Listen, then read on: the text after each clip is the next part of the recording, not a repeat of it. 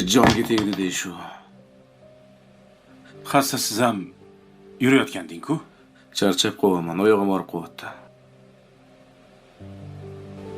Xudo xolisa tashiyman buni. Mayli bo'pti. Hasadbek, Nabay aka, hujjatlarni olib kir. hozir. Mana aka. Hammasini tekshirganman. Ishlar joyida, yaxshi. Bu Murod betayin, bunga ishonch yo'q.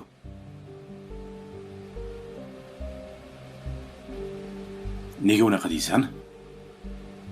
Farg'onani hammasini o'zi bitirib kerak. Siz borib tepasiga borib ko'rmagunizcha ishonib bo'lmaydi unga. Maynavatchilik qilib u zo'r deydi. U yodagi Farg'onadagilar xodimlarni boshini aylantirib, bilib bo'lmaydi u. Baribir ham o'zingiz borib ko'rishingiz kerak. Oyog'im yaxshi bo'lsa, Farg'onaga ham o'zim borib ko'rib kelaman. Mayli. Keyin Aziz. Samarqanddan ham bitta joy ochaylik. O'zi Laziza kiyim-cheskani ham Samarqanddan ochish kerak deb o'tdi. Bir borib o'sha yerdan joy ko'rib kelsak bo'lar ekan. Borib kelamizmi?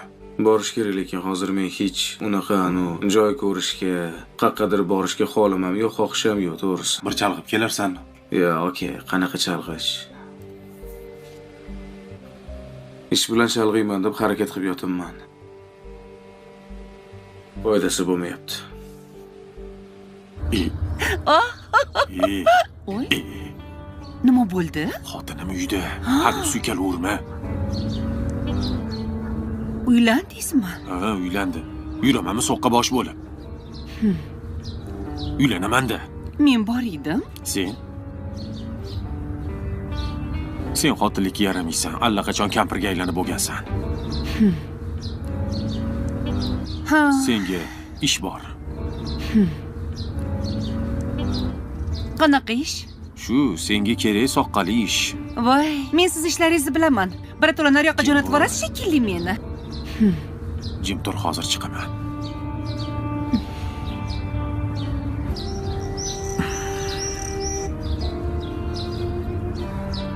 Mana bu narsani.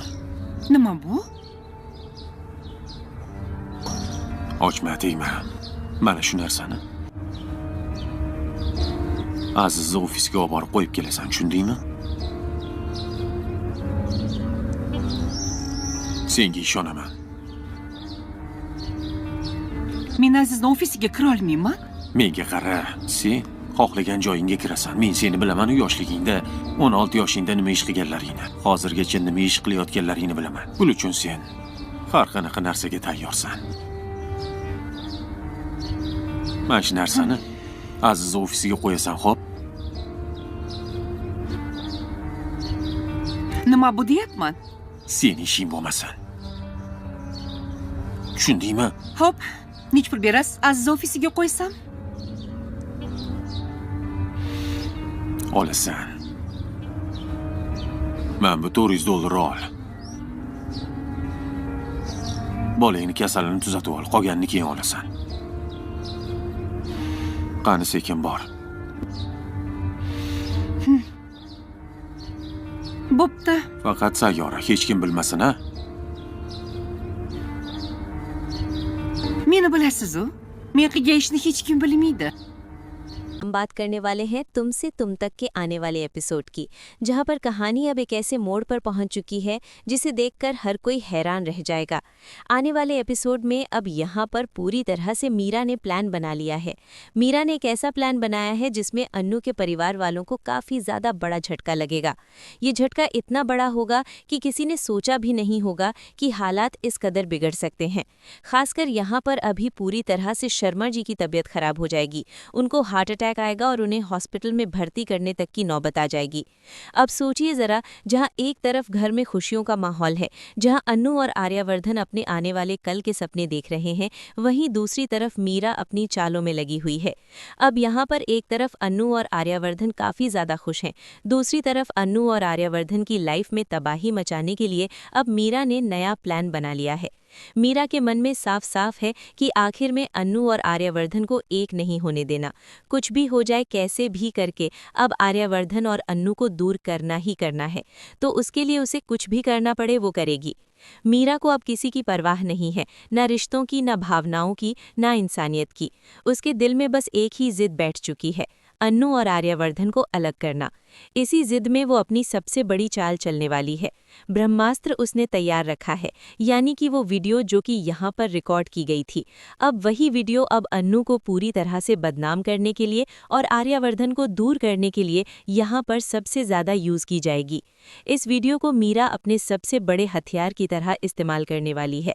आने वाले एपिसोड में मीरा पहुंची है। मीरा ने शर्मा जी के सामने वो वीडियो यहाँ पर दिखा दी है और वीडियो दिखाने के बाद में बोला है कि आखिर में अन्नू और आर्यवर्धन का अफेयर चल रहा है।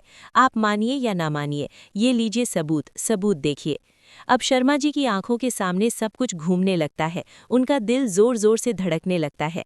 सबूत में आपको साफ साफ पता चल जाएगा कि आर्यवर्धन और अन्नू के साथ में चल क्या रहा है। आर्यवर्धन और अन्नू अपनी अपनी लाइफ में काफ़ी ज़्यादा आगे की सोच रहे हैं।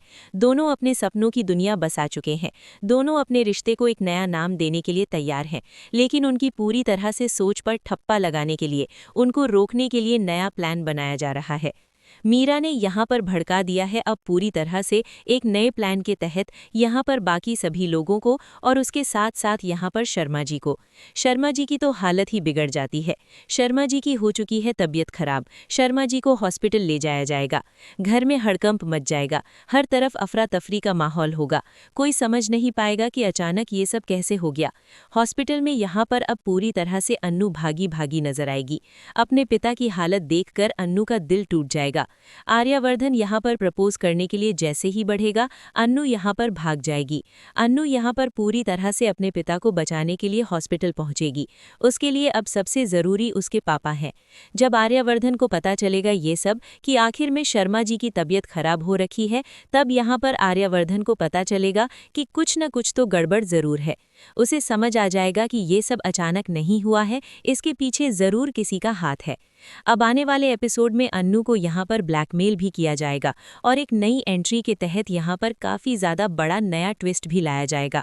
अब वो नया ट्विस्ट कौन सा है, क्या होगा ख़ास, क्या मीरा का प्लान कामयाब होगा, क्या अन्नू और आर्यवर्धन हमेशा के लिए अलग हो जाएंगे या फिर सच सामने आकर मीरा की पोल खुलेगी, उसके बारे में डिटेल वीडियो आपको जल्दी देखने को मिल जाएगी।